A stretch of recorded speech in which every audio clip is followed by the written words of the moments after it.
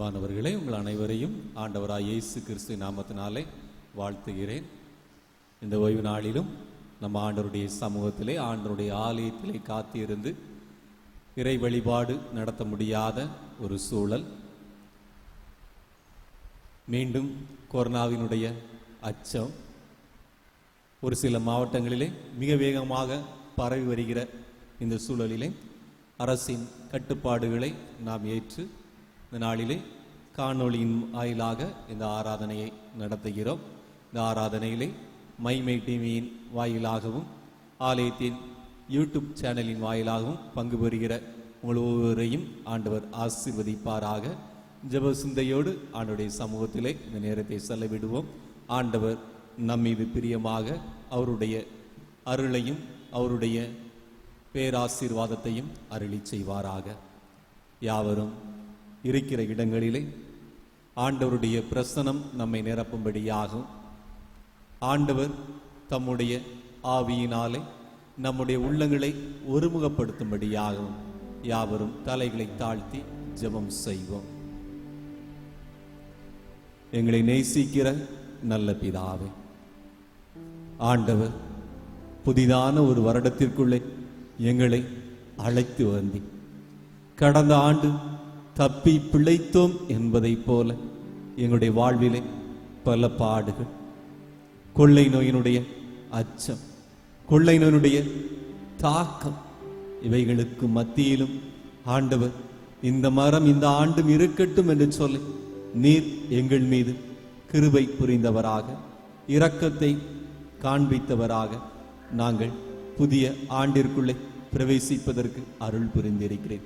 ஆயினும் இந்த புதிய வருடத்தின் தொடக்கமே எங்களுக்கு ஒரு பேர் அச்சத்தை கொடுக்கக்கூடியதாக, இந்த கொள்ளையினுடைய தாக்கம் இன்னும் தணியாமல் மீண்டும் ஆண்டவரே ஒரு அலையை உருவாக்கக்கூடிய ஒரு சூழலை எங்களுடைய தேசம், எங்களுடைய மாநிலம் சந்திப்பதை நீர் அறிந்திருக்கிறீர். ஆண்டவரே, இந்த காலகட்டங்களிலே ஆண்டவர் நீர் எங்களுக்கு இரக்கத்தை காண்பிப்பதோடு ஓய்வு நாளிலே உம்முடைய சமூகத்திலே உம்மை காணும்படியாக, உம்மை தரிசிக்கும்படியாக, ஆண்டவருக்கு நன்றி செலுத்தி ஆண்டவருடைய சமூகத்திலே விண்ணப்பங்களை வைக்கும்படியாக இருந்த இடங்களிலே குடும்பமாய் உம்மை நோக்கி பார்க்கிற ஒவ்வொருவரையும் நீர் ஆசீர்வதிப்பீராக.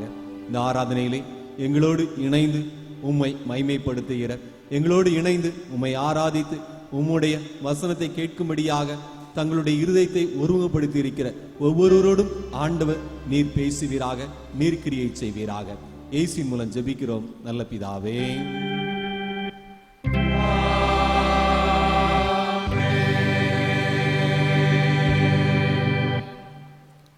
அன்பானவர்களே, நாம் இருந்த இடங்களிலே கீதங்கள் 32 தூய தூய தூயா என்கிற பாடலை நாம் யாவரும் உற்சாகமாக பாடலாம்.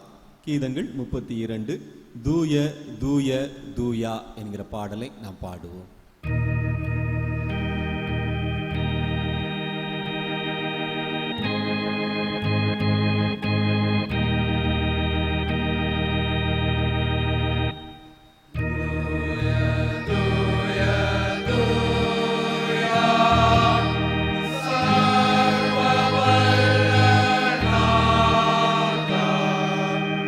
Devari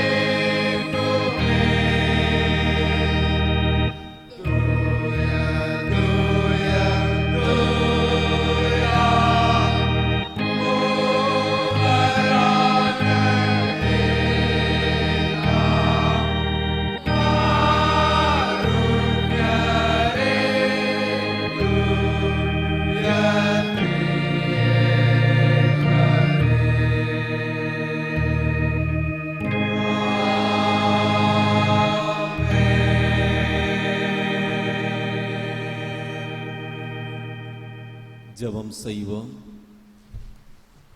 இருந்த இடங்களிலே ஆண்டவர் நமக்கு கொடுத்த இந்த புதிய ஆண்டிற்காக நன்றி செலுத்துவோம்.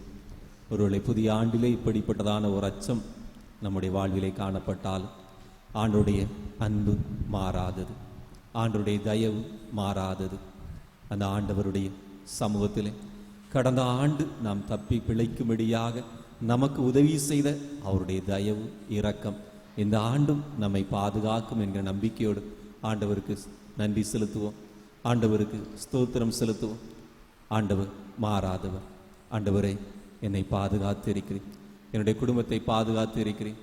ஆண்டவர் நீர் எங்களுக்கு தயவை பாராட்டி இருக்கிறேன், நன்றியா என்று சொல்லி ஆண்டுடைய சமூகத்திலே உள்ளத்தின் ஆழத்திலிருந்து ஆண்டவருக்கு நன்றி செலுத்துவோமா? நன்றி செலுத்துகிற அதே தருணத்திலே நம்முடைய வாழ்விலே இன்னும் குறைவுகள் இருக்கிறதா, இன்னும் தவறுகள் இருக்கிறதா? ஒருவேளை ஆண்டவரை அவருடைய கற்பனைகளை மீறி நாம் செயல்பட்டு கொண்டிருக்கிறோமா, சிந்தித்து கொண்டிருக்கிறோமா, பேசி கொண்டிருக்கிறோமா? இன்னும் இது பாவம் என்று சொல்லி உணராத காரியங்கள் நம்முடைய உள்ளத்திலே அமிழ்ந்து கிடைக்கிறதா? நம்மை ஒரு விசை ஆராய்ந்து பார்ப்போம்.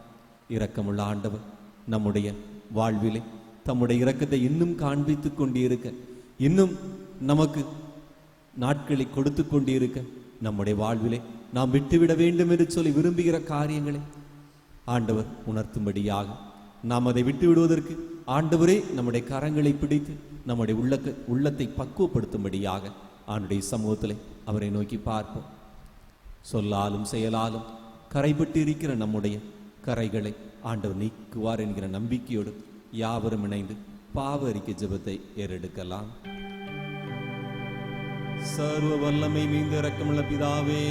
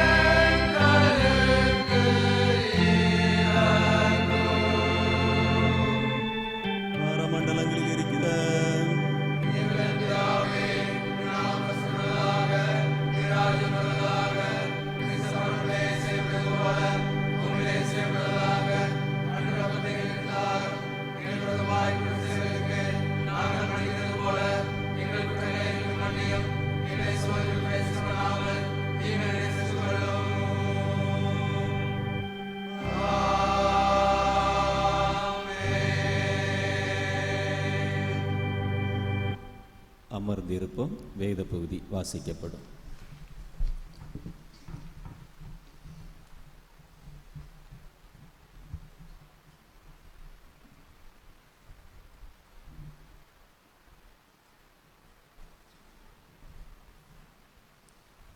வாசிக்கும்படியாக தெரிந்து கொள்ளப்பட்ட வேத பகுதி ஏசாயா எழுதின தீர்க்கதரிசியின் புஸ்தகம் 1ஆம் அதிகாரம் 11ஆம் வசனம் முதல் 19ஆம் வசனம் வரை அடங்கிய தேவனுடைய வார்த்தையை கேளுங்கள்.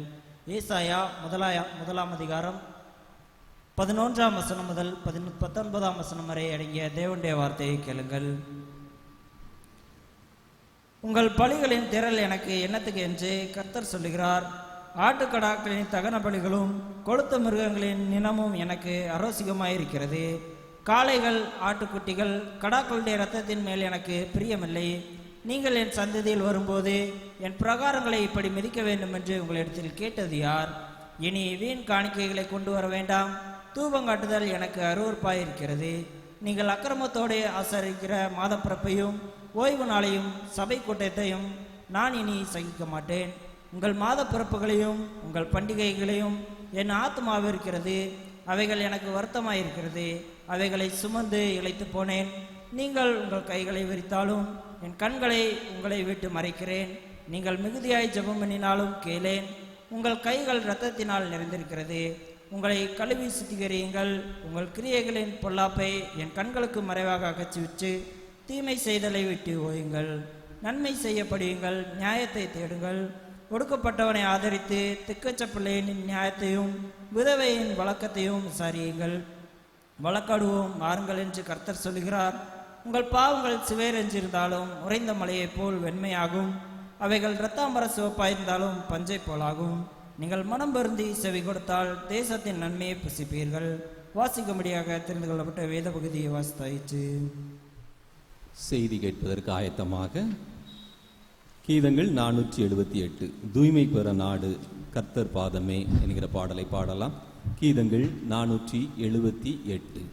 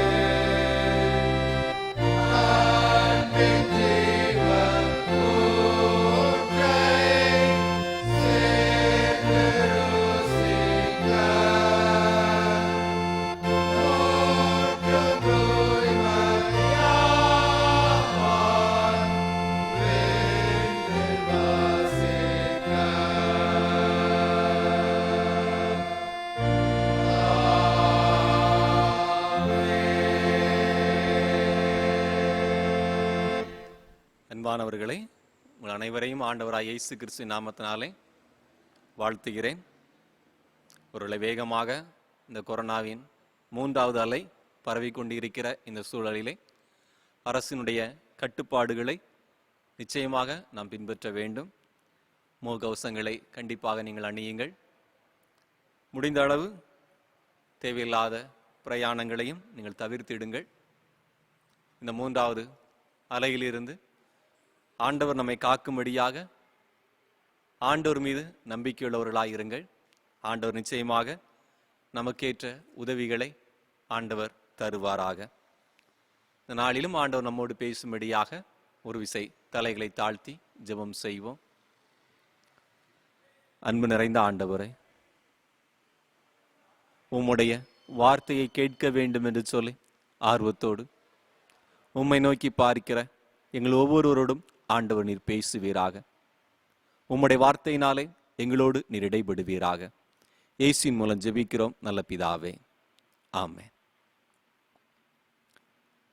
அன்பானவர்களே, இந்த நாளிலும் நாம் சிந்திக்கும்படியாக பரிசுத்தமாய் இரு என்கிற ஒரு தலைப்பு நமக்கு கொடுக்கப்பட்டு இருக்கிறது. ஒரு புதிய வருடத்திற்குள்ளாக பிரவேசித்து இருக்கிறோம். ஒருவேளை கடந்த ஆண்டின் நிறைவிலேயே பல திட்டங்கள், பல காரியங்களை நாம் தீட்டி வைத்திருப்போம். புதிய வருடத்திற்குள்ளாக போகிறோம். நமக்கு என்ன தேவை, நம்முடைய குடும்பத்திற்கு என்ன தேவை, நம்முடைய வாழ்விலே நாம் என்ன காரியங்களை பின்பற்ற வேண்டும், நம்முடைய வாழ்விலே நாம் என்ன காரியங்களை பெற்றுக்கொள்ள வேண்டும், பொருளாதார ரீதியாக, உலக பிரகாரமாக, இன்னும் நம்முடைய உடல் சரீர பிரகாரமாக கூட நாம் எவைகளையெல்லாம் செய்ய வேண்டும்.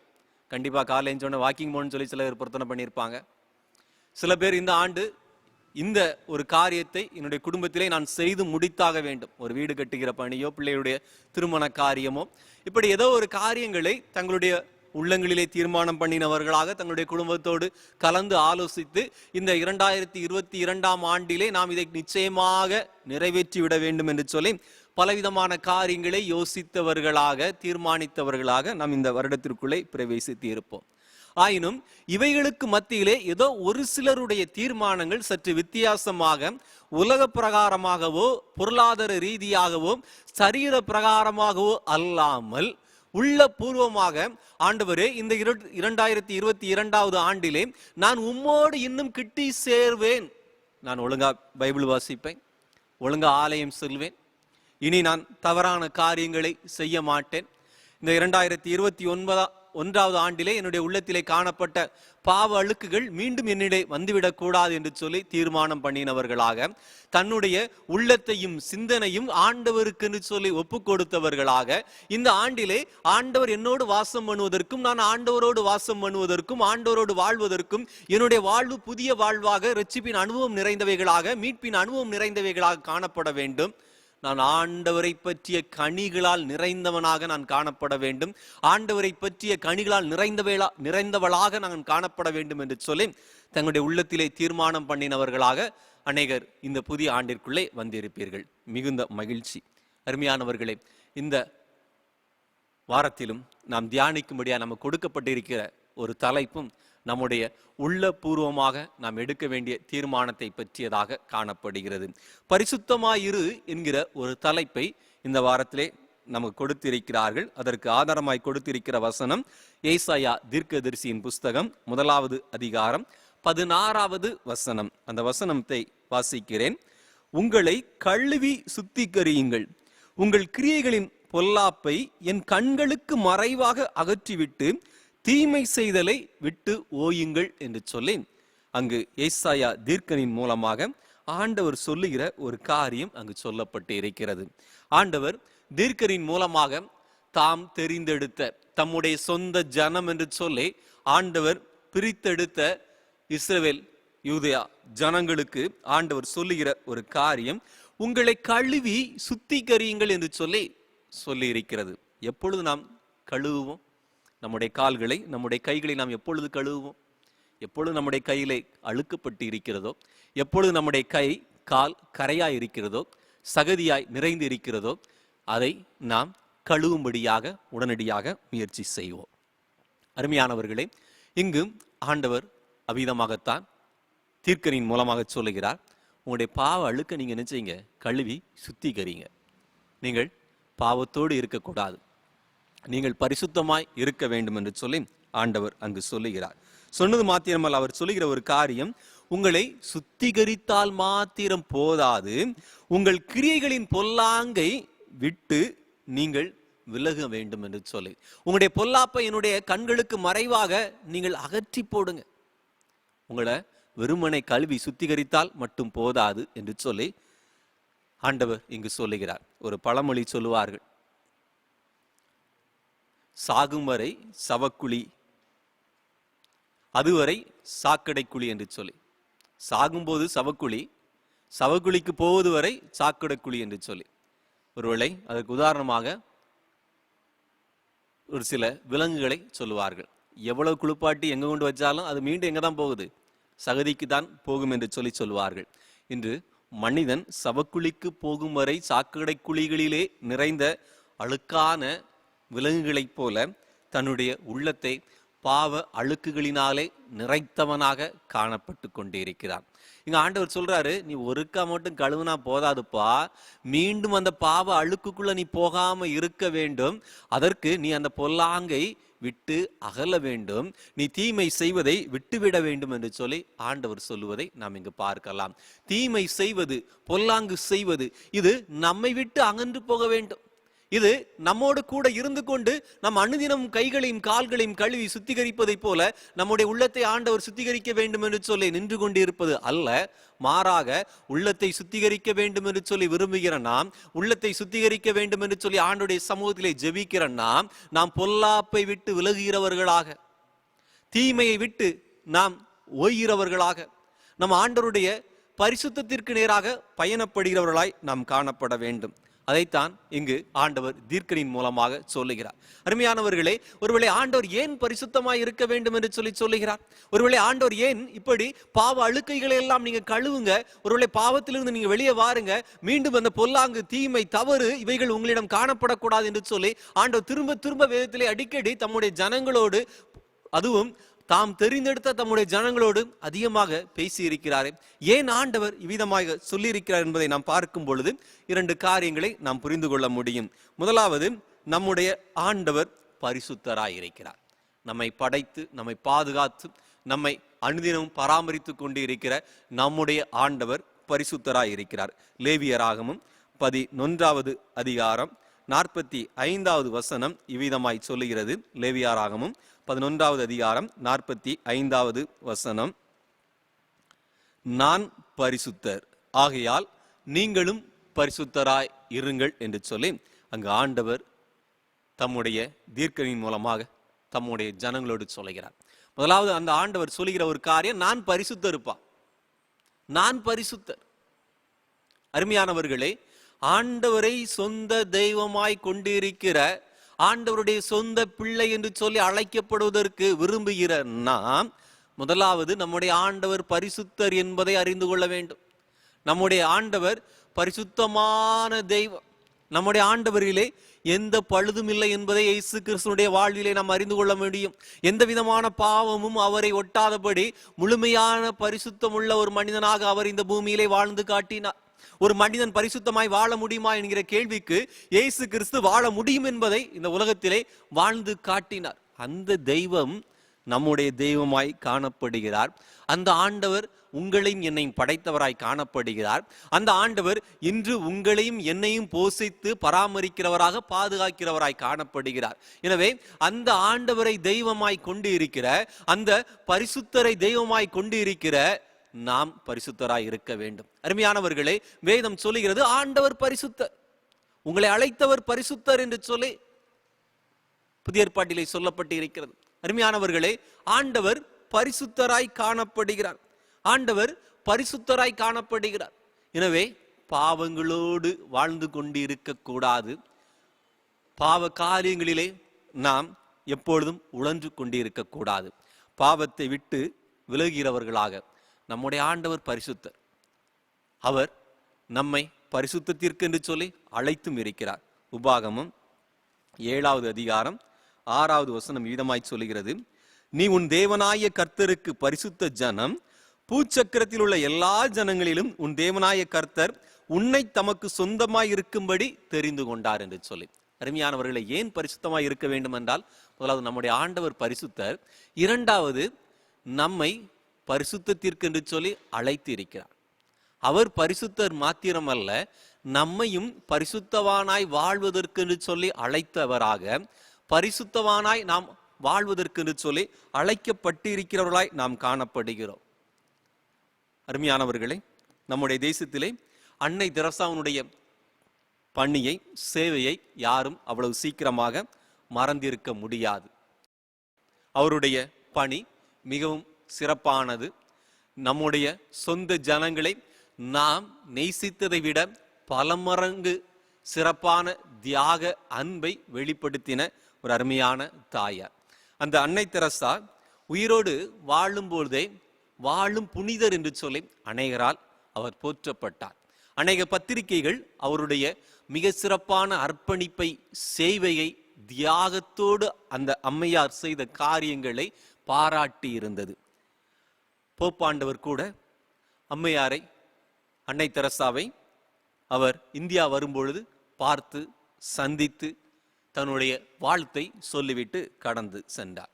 உடனே எல்லாரும் சொன்னாங்க, இந்த அம்மா வாழும் பொழுதே புனிதர், வாழும் பொழுதே புனிதர். போப்பாண்டவர் கூட வாழ்த்திட்டு போயிருக்காரு. எனவே இவர் ஒரு புனிதர் பட்டத்திற்கு தகுதியானவர். நிச்சயமாக போப்பாண்டவர் புனிதர் பட்டத்தை அவருக்கு கொடுப்பார் என்று சொல்லி எல்லாம் சொல்லிக் கொண்டிருந்தார்கள். நாட்கள் சென்றது. அந்த அம்மையாரை ஒரு பத்திரிகையாளர் சந்திக்கும்படியாக அந்த அம்மையார் அன்னை தெரசாவிடம் அவருடைய காரியங்களை செய்தியாக சேகரிக்கும்படியாக சென்றார். அப்பொழுது அந்த செய்தியாளர் அவரிடம் கேட்டார், உங்களை எல்லோரும் வாழும் புனிதர் என்று சொல்லுகிறார்களே, அந்த புனிதர் பட்டத்தை ஒருவேளை போப்பாண்டவரும் உங்களுக்கு கொடுப்பார் என்று சொல்லி இந்த உலகத்திலே எல்லாரும் எதிர்பார்த்து கொண்டிருக்கிறார்களே, உங்களுக்கு அது எப்படிப்பட்டதான சந்தோஷத்தை கொடுக்கிறது, அது உங்களுக்கு எப்படிப்பட்டதான என்ன ஓட்டத்தை கொடுக்கிறது என்று சொல்லி அவரிடம் கேட்டார்கள்.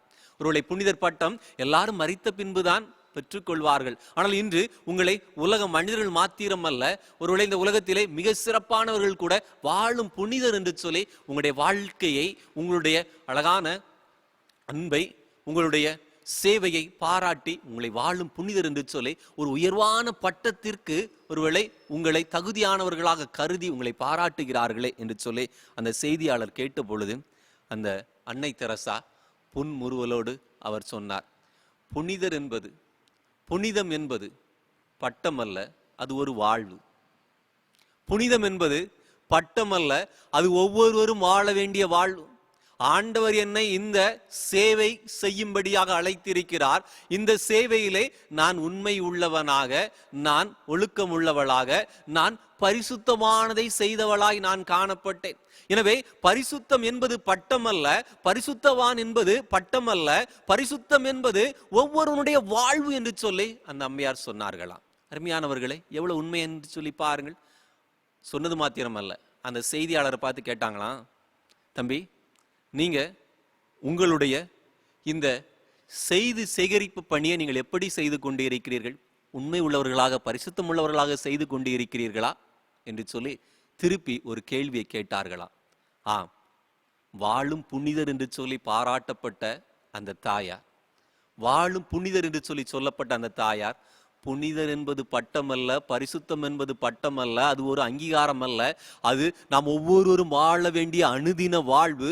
அந்த வாழ்வுக்கென்று சொல்லியே ஆண்டவர் நம்மை அழைத்திருக்கிறார். அந்த வாழ்வுக்கென்று சொல்லியே ஆண்டவர் நம்மை பிரித்தெடுத்திருக்கிறார். அந்த வாழ்வுக்கென்று சொல்லியே ஆண்டவர் நம்மை உருவாக்கி வைத்திருக்கிறார் என்பதை உணர்ந்து வாழ்ந்தவர்களாக மாத்திரம் அல்ல, ஆண்டவர் இந்த பூமியிலே உருவாக்கி வைத்திருக்கிற சக மனிதர்களும் அவ்விதமாய் வாழ வேண்டும் என்கிற ஒரு அழைப்பை ஒரு கிடைக்கப்பெற்ற ஒரு தருணத்திலே அவர் மற்றவர்களுக்கும் சொல்லுகிறவர்களாய் காணப்பட்டார்கள். அருமையானவர்களே, இன்று நாம் எப்படியாய் காணப்படுகிறோம்?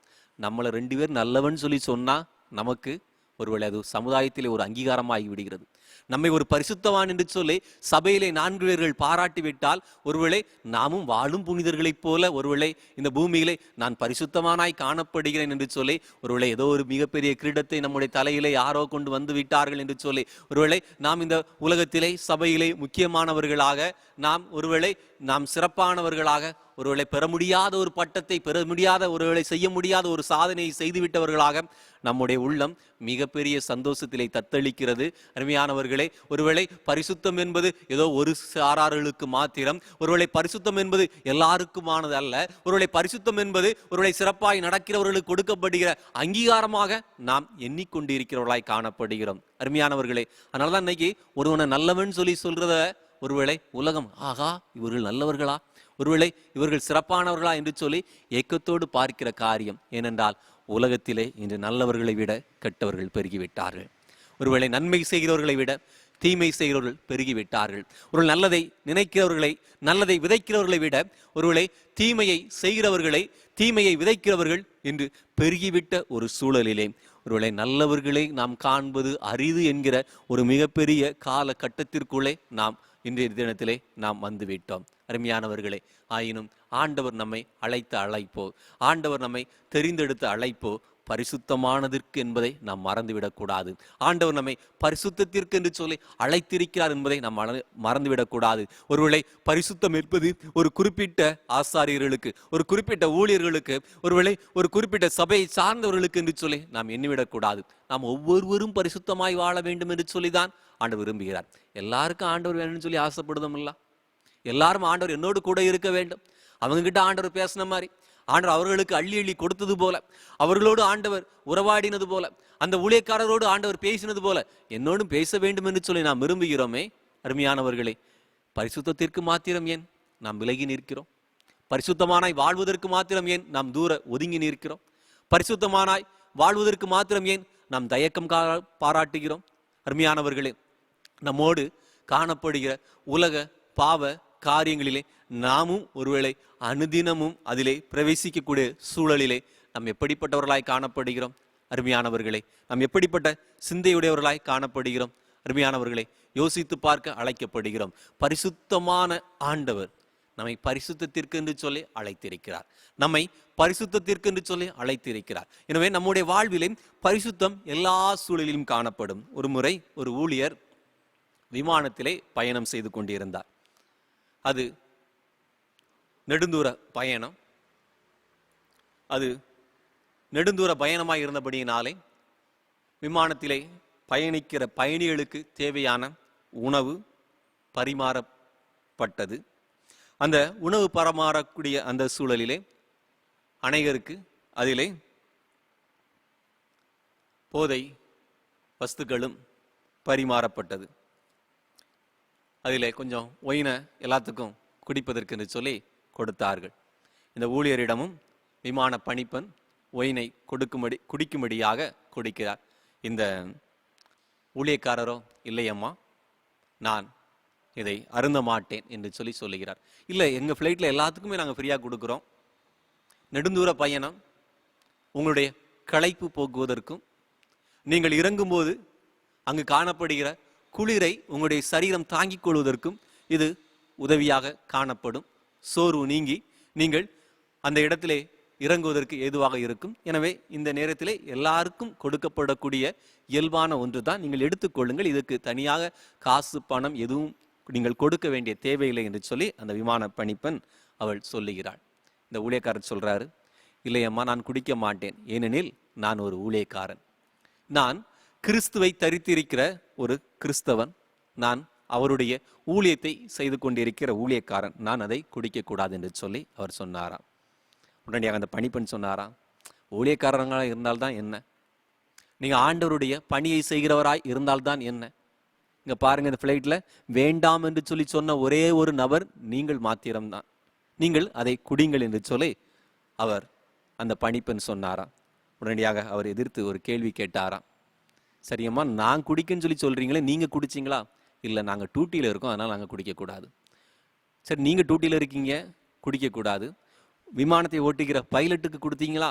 இல்லை, அவருக்கு எப்படி கொடுக்க முடியும் என்று சொல்லி ஆச்சரியம் நிறைந்தவளாக, நாங்களே குடிக்கக்கூடாது, டூட்டியில் இருக்கோம், விமானி எப்படி குடிக்க முடியும், அவருக்கு எப்படி கொடுக்க முடியும், அவர் தானே விமானத்தை ஓட்டி கொண்டு இருக்கிறார் என்று சொல்லி பதற்றத்தோடு அவர் கேட்டாராம். உடனடியாக இந்த ஊழியக்காரர் சொன்னாராம், ஏம்மா, நானும் டூட்டியில் தாமா இருக்கேன், ஆண்டவருடைய ஊழியக்காரனாக, ஆண்டவருடைய பரிசுத்தவானாக, ஆண்டவருடைய பிள்ளையாக நானும் ஆண் டூட்டில தாமா இருக்கிறேன். ஒருவேளை நீங்கள் குடித்தால் தவறிழைத்து விடக்கூடாது என்று சொல்லி உங்களுடைய விமான நிறுவனம் நீங்கள் குடிக்கக்கூடாது என்று சொல்லி தடை போட்டு இருக்கிறது.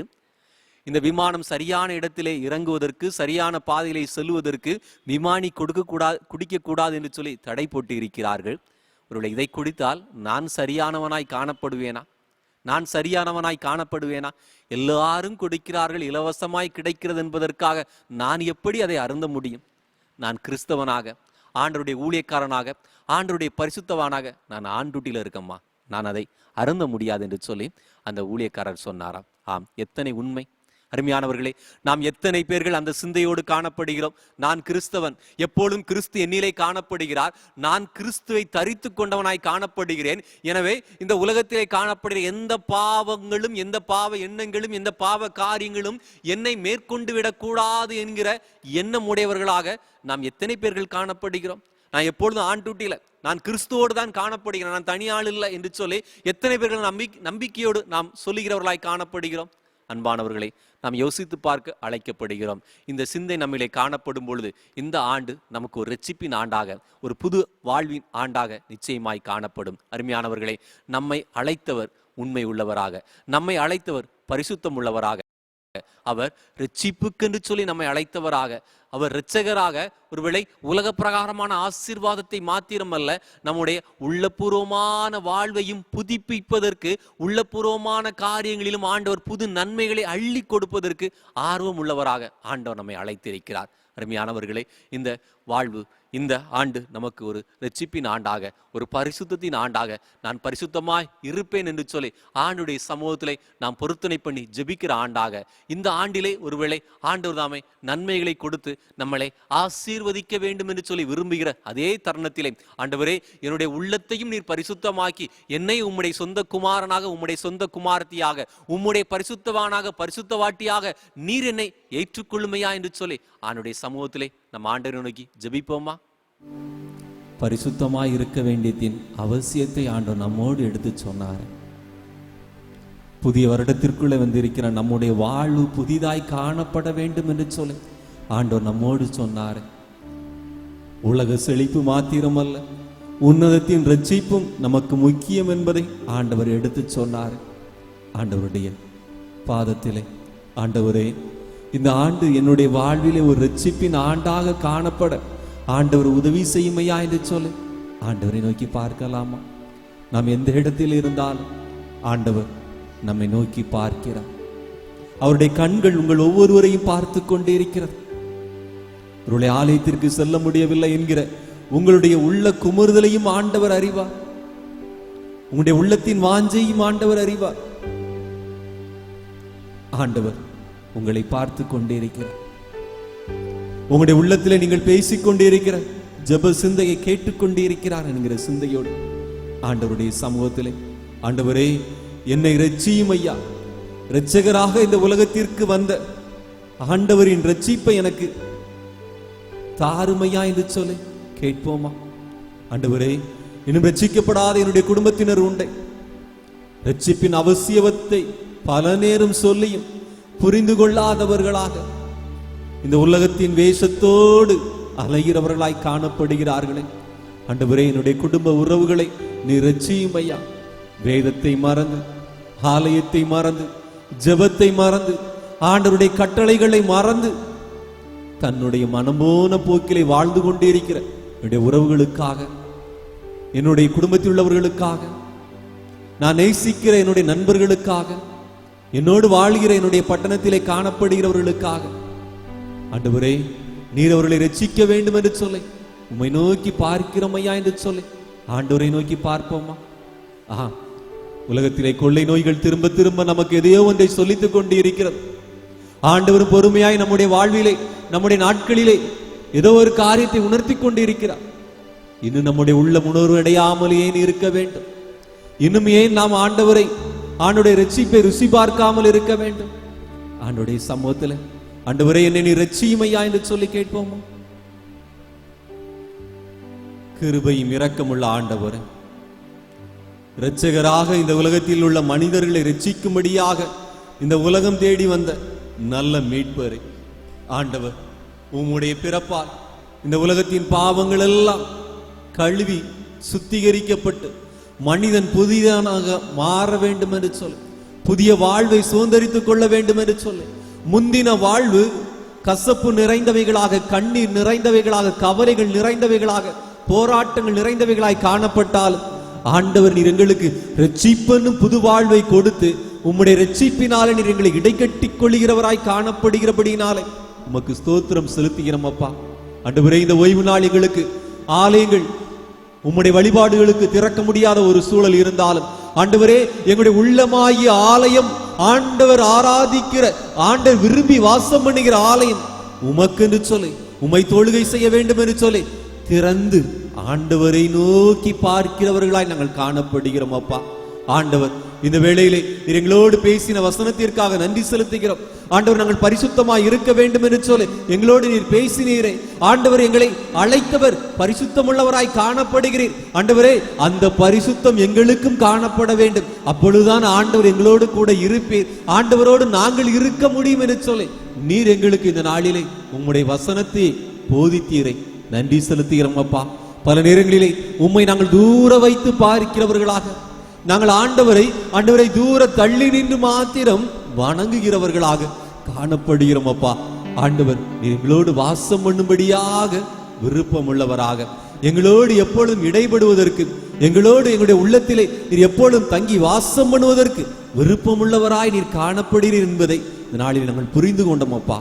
ஆண்டவரே, உம்முடைய மீட்பின் அனுபவம் எங்களில் ஒவ்வொரு நாளும் புதிதாய் காணப்படட்டும். ஆண்டவரே, உலகத்தின் எந்த பாவ கரைகளும் எங்களை மேற்கொள்ளாதபடி ஆண்டவர் எங்களை உம்முடைய தூய இரத்தத்தினாலே நீர் எப்பொழுதும் புதிய சிருஷ்டியாக, புதிய மீட்பின் அனுபவத்தை பெற்றுக்கொண்டவர்களாக நீர் எங்களை காத்துக் கொள்வீராக. மீட்பின் அனுபவத்தை பெற்றுக்கொள்ள வேண்டும் என்று சொல்லி விரும்புகிற, உம்மை அறிய வேண்டும் என்று சொல்லி ஆவலுள்ளவர்களாய் காணப்படுகிற இந்த நாளிலே இந்த ஆராதனையை காணொலியின் மூலமாக, மகிமை டிவியின் மூலமாக கண்டு ஆண்டவரே என்னை இரட்சியும், என்னுடைய குடும்பத்தில் உள்ளவர்களை இரட்சியும், ஆண்டவருடைய தேசத்திலே இன்னும் இரட்சிப்பின் அனுபவத்தை பெற்றுக்கொள்ளாமல் பாவ பிணிகளிலே சிக்குண்டவர்களாக, பாவ சேற்றிலே காணப்படுகிற ஒவ்வொருவரையும் என் தேவனாய கர்த்தர் தயவாய் ஈவாய் நீர் தூக்கி எடுக்க வேண்டும் என்று சொல்லி உம்மை நோக்கி பார்க்கிறோம் அப்பா. ஆண்டவர், ரட்சிக்கப்படாத அநேகர் எங்களிலே உண்டு ஆண்டவரே. ஆண்டவரே, சில நேரங்களில் நாங்களும் கூட ரட்சிப்பின் அனுபவத்தை இழந்து போனவர்களாக, பல நேரங்களிலே இந்த உலகத்தோடு வேஷம் தரித்து போனவர்களாய் காணப்படுகிறோமே.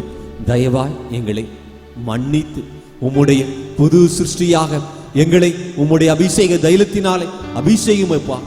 ஆவியானவர் எங்களை ஆட்கொண்டு உம்முடைய பரிசுத்த ஆவியின் அனுபவத்தினாலே நிரப்புவீராக. ஆண்டவரே, பரிசுத்த ஆவியானவர் எங்களோடு கூட இருந்தால்தான் நாங்கள் பரிசுத்தவானாய் காண முடியும் என்பதை நாங்கள் உணர்ந்து கொண்டவர்களாக, ஆண்டவரே, நாங்கள் பரிசுத்த ஆவியின் அனுபவத்தோடு எப்பொழுதும் நிரம்பி வழிகிறவர்களாய் காணப்பட அருள் புரிவீராக.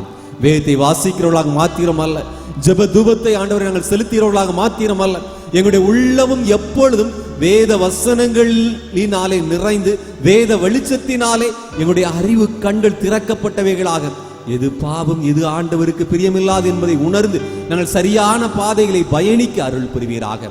இந்த புதிய ஆண்டு ஆண்டவரே, எந்த ஒரு தருணத்திலும் சாத்தான் எங்களுக்கு விரோதமாய் விரிக்கிற வஞ்ச வலைகளிலே எங்களுடைய கால்கள் சறுக்கி விடாதபடி, ஆண்டவரே, எங்களுடைய எண்ணங்கள் சிக்கிண்டாது விடாதபடி, எங்களுடைய வாயின் வார்த்தைகள் ஆண்டவரே அதிலே ஆண்டவரே விழுந்து விடாதபடி எங்களை நீர் காக்கும்படியாக ஜெபிக்கிறோம் அப்பா.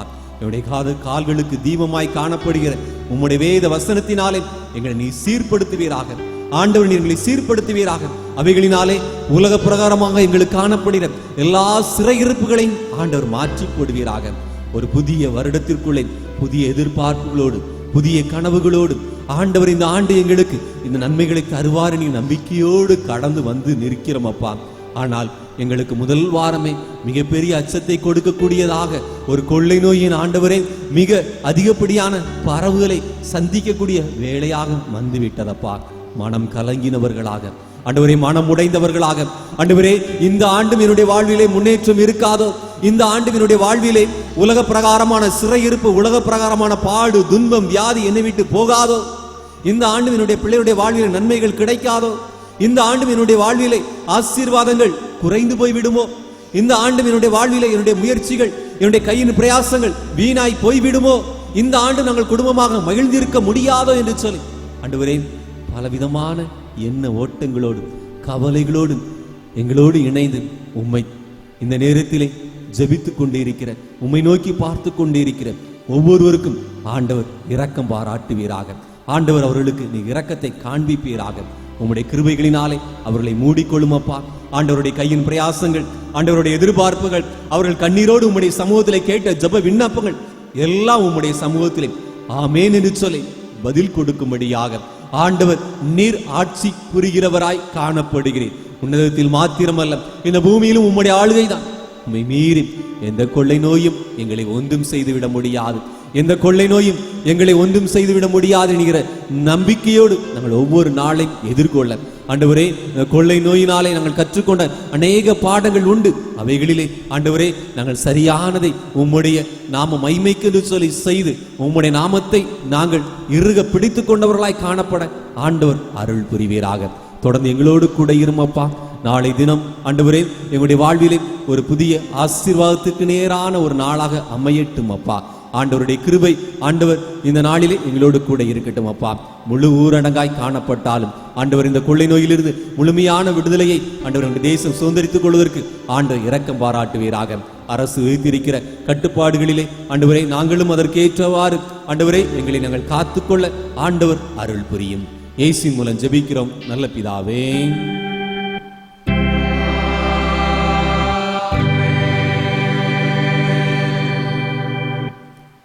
தேவனுடைய இரக்கமுள்ள கிருபைக்கும் பராமரிப்பு உங்களை ஒப்புக் கொடுக்கிறோம். கர்த்தர் தாமே உங்களை ஆசீர்வதித்து காக்க கடவர். கர்த்தர் தம்முடைய திருமுகத்தை உங்கள் மேல் பிரகாசிக்க பண்ணி உங்கள் மீது கிருபையாயிருக்க கடவர். கர்த்தர் தம்முடைய திருமுகத்தை உங்கள் மேல் பிரசன்னமாக்கி உங்களுக்கு இன்றும் என்றும் சந்தோஷம், சமாதானம், சுகவாழ்வு கட்டளையிட கடவர்.